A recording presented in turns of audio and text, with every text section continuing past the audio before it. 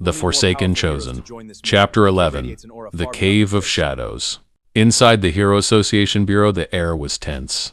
Many of the nation's most powerful heroes and high-ranking officials gathered around a long crystal table, discussing the mysterious new cave that had appeared in the western region. Redhair raised his hand, his expression grave. "We'll need more powerful heroes to join this mission," he said firmly. "That cave radiates an aura far beyond anything we've faced. Without proper strength, we'll be walking to our deaths." One of the senior heroes nodded in agreement. "What about Owen and his team? They're not part of us officially, but they're stronger than most of us here."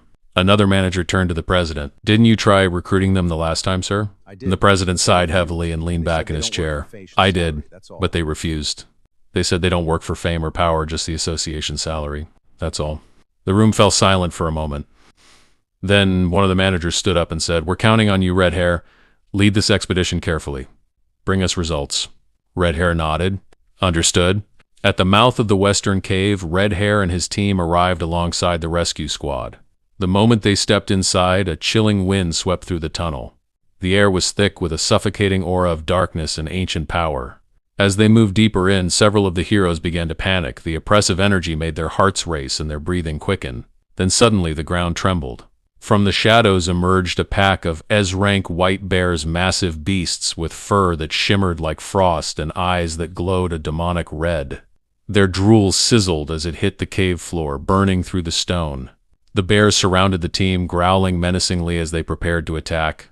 "Defensive positions," Redhair shouted. One of the bears lunged, slamming a hero to the ground. The creature roared and opened its jaws wide, but another teammate stabbed it through the neck with a glowing blade, shoving it back before helping the fallen hero stand. Then chaos broke loose. More bears charged, claws and teeth flashing in the dim light. Redhair and his team drew their swords, fighting fiercely. The clash of steel and roars echoed through the cave as one by one the monsters fell. When the last bear collapsed, silence returned. The team panted heavily, covered in blood and dust. "Everyone all right?" Redhair asked, scanning his group. "Yes," one replied, "but a rank is injured. Her hand's been cut." "Get her treated," Redhair ordered. The rescue team quickly bandaged the wound, and they pressed onward, deeper into the unknown. Minutes later, Rowan and his team arrived at the cave entrance. They stepped in cautiously, their eyes scanning the blood-stained ground where the bears lay dead. Owen frowned. "Looks like someone's already been here. Maybe they've conquered this part of the cave." Rowan smirked slightly. "No, the aura here is still far too strong. I doubt the association can handle this. Let's take the right path. We'll cover more ground that way." His team nodded and they split off into the right passage, while Redhair and his group ventured down the left side of the cave. Not long after, Rowan's group encountered 3 dragons guarding a wide, glowing chamber. The beasts hissed and roared, ready to attack, but the moment Rowan's aura flared, they hesitated. His power was suffocating, ancient and divine. The dragons roared again, preparing to breathe fire. But Rowan raised his hand and a massive blue energy hand materialized from thin air, crashing down on them with unstoppable force. The ground split apart as the blow struck. The dragons were crushed instantly, their bodies dissolving into dust. Rowan and his team calmly walked past their remains deeper into the cave. Meanwhile, on the left side, Redhair and his team moved cautiously through the narrow corridors. The air grew colder, darker.